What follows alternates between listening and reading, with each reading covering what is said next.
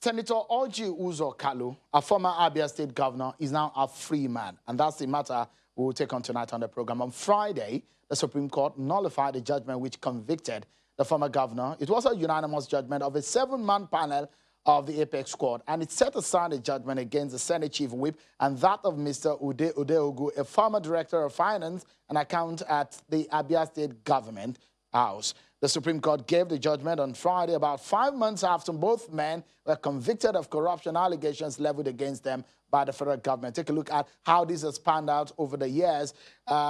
Justice Muhammad Idris of the Federal High Court in Lagos had sentenced Senator Orji-Kalu to 12 years imprisonment in his judgment delivered in December 2019. It also sentenced Mr. Udeogu to 10 years imprisonment on that day. Well, the anti-graft agency, the FCC, who arraigned them, said the judgment of the Supreme Court is a technical ambush and it will immediately restart the case. Take a look at how it is being. Mr. Orji Uzor-Kalu there from 1999 when he was a governor in Abia State. And in July 2017, he was said to have been arrested. And the case, the conviction case, he was released at some point. This case started and up until in December 2019 when he was convicted by the High Court in Lagos. And again, he was released after the Supreme Court gave its judgment last week.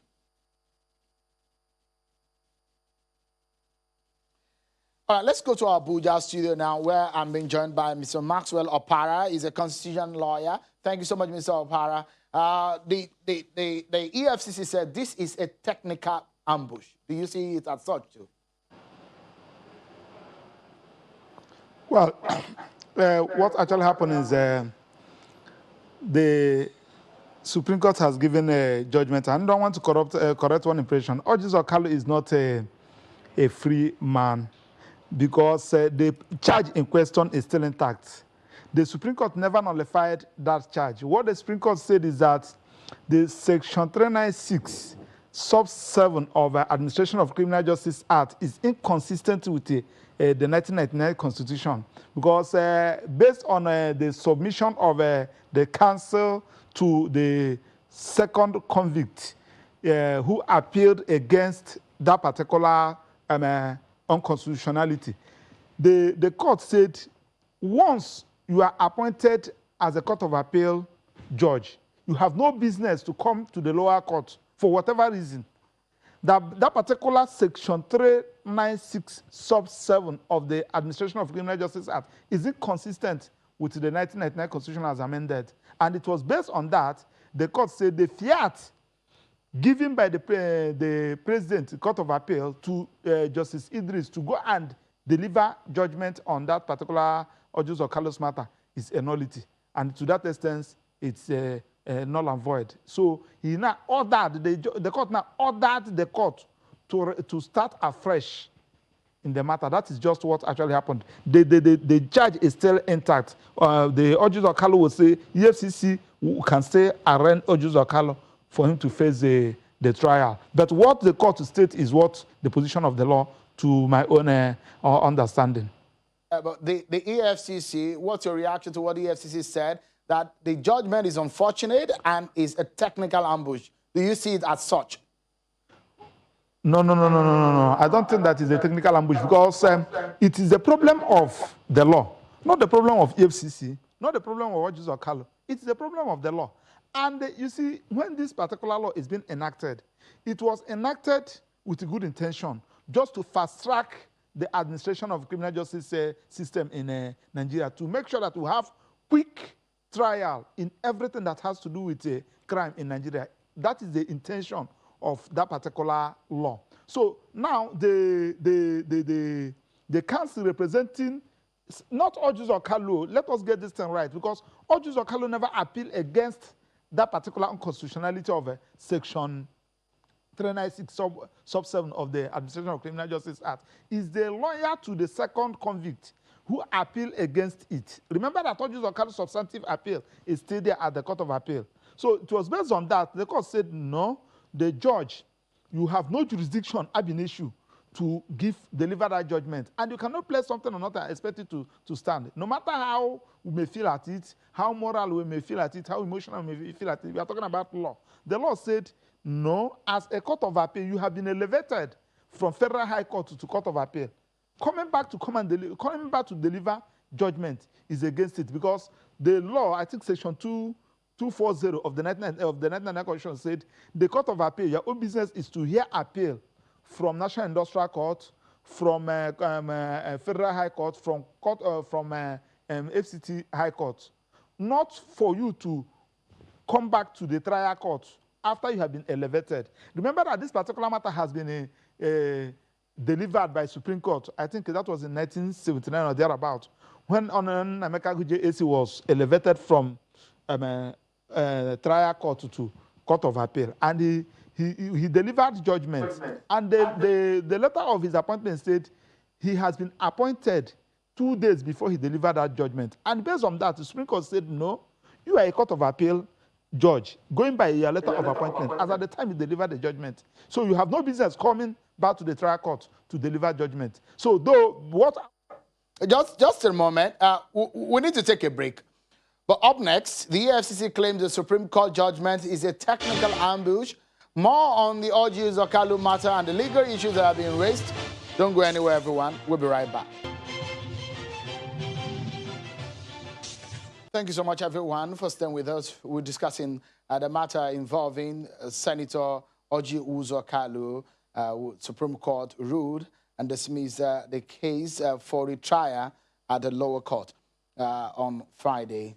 Let's get back to the conversation. Mr.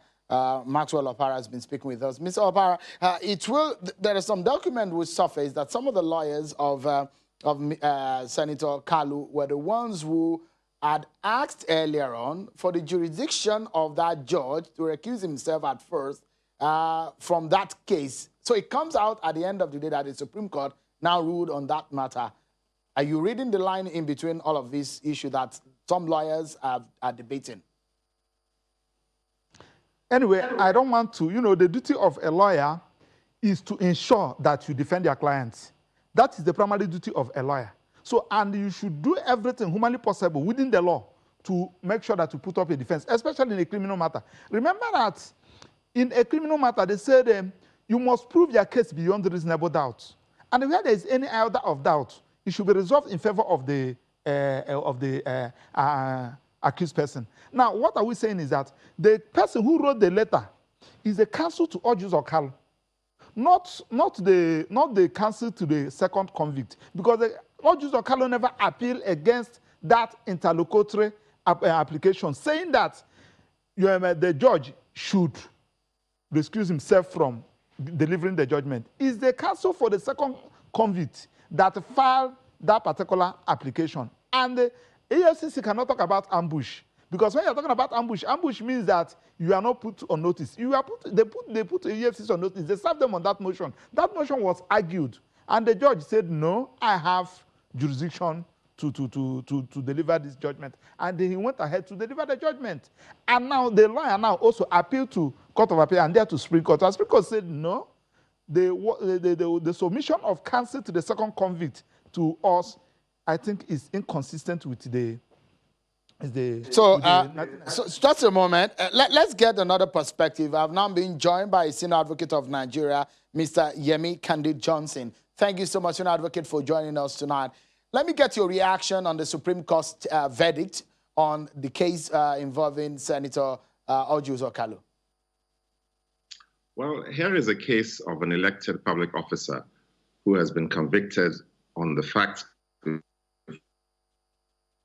2 courts of public trust by acts of corruption. Now, public trust by an elected officer is the most egregious possible crime you can contemplate. It is an attack directly at the basis of our democracy and confidence in our system of government. This is one point.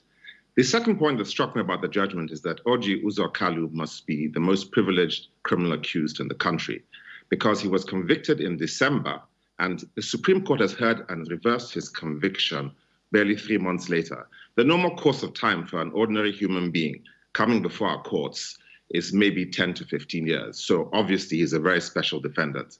Now, the third point that strikes me is this, that the purpose of the Supreme Court is to decide difficult questions of law and to vindicate the law across the board by giving policy and direction to courts as to how they should act.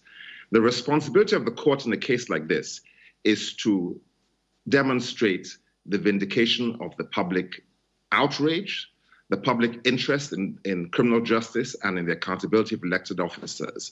What they have done, it appears to me, is to avoid every difficult question and to take solace in a purely technical and legalistic and even mechanical approach to the question of justice in this case.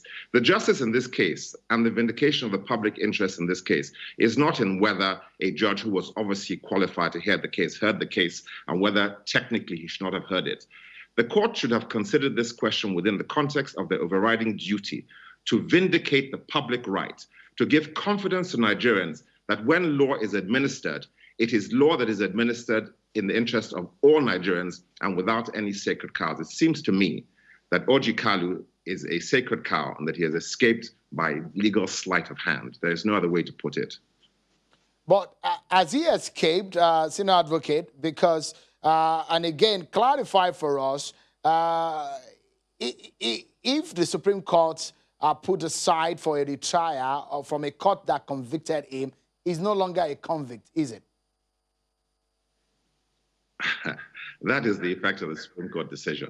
I said this is a man who was convicted. I think I chose my words with considerable care, and that is undisputed. What has happened in the Supreme Court is that not on the basis of the evidence against him, but on the basis of whether the judge who was manifestly qualified in legal capacity to decide the case, but had been transferred to a higher court, should have technically heard the case. That's the only question. As the second question you asked, whether he has escaped, well, I don't know. The original trial took 13 years. Now, if a criminal trial takes 13 years in the first place, there has been a failure to vindicate the law.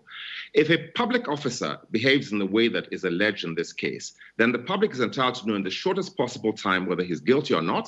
And if he's guilty, the public is entitled to know in the shortest possible time that he has been punished, to deter crime and to make the public be sure that they're safe in entrusting their affairs to officers and people that they elect. That is the key question. So now after 13 years, it's gone to the Supreme Court and it may go back to trial again. Well, the public may only hope that they are alive if another 13 years should wait before this case comes to its conclusion.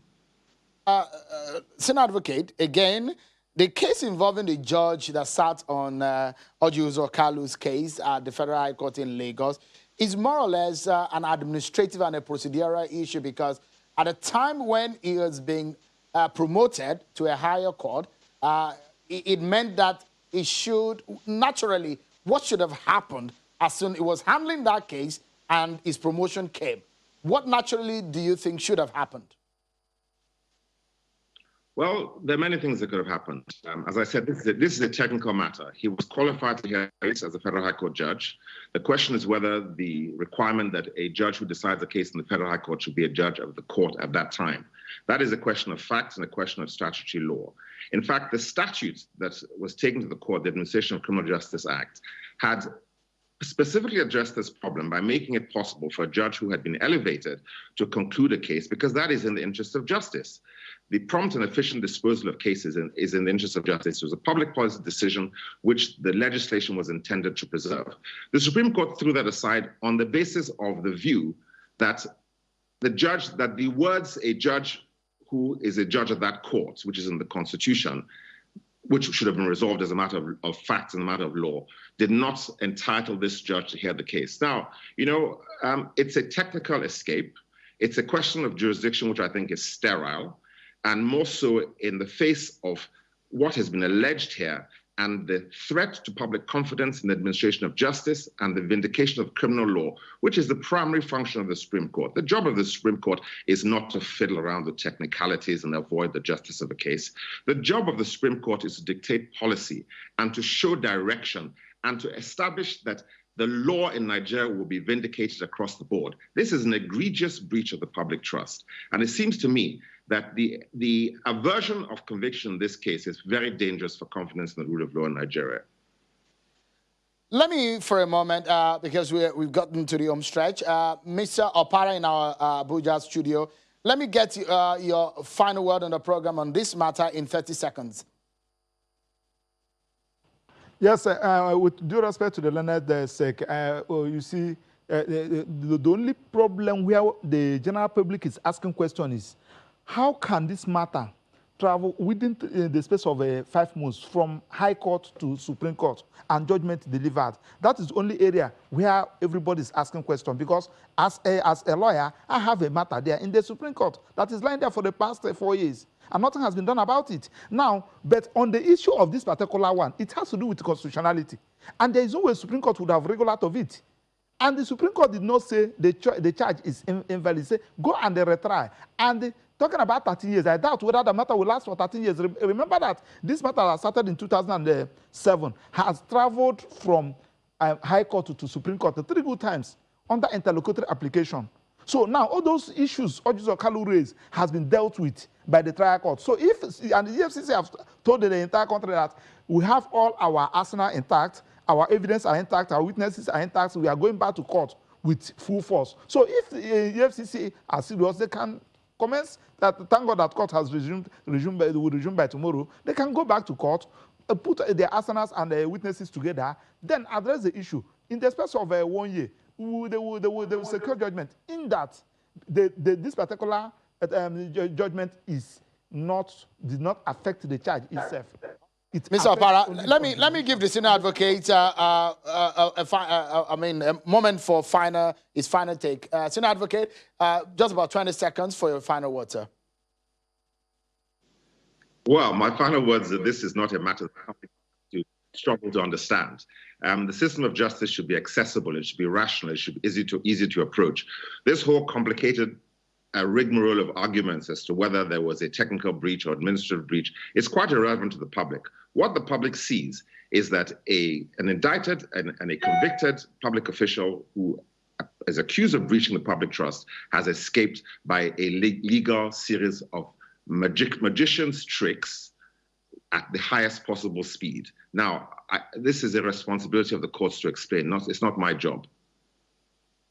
Candid Johnson, Senior Advocate of Nigeria, thank you so much indeed for time on the program. And Mr. Maxwell Okpara, a constitutional lawyer from our Abuja studio. Thank you, gentlemen, for your time. But that's our show for tonight, everyone. Many thanks for watching. I'm Sean Kimbale. Bye-bye.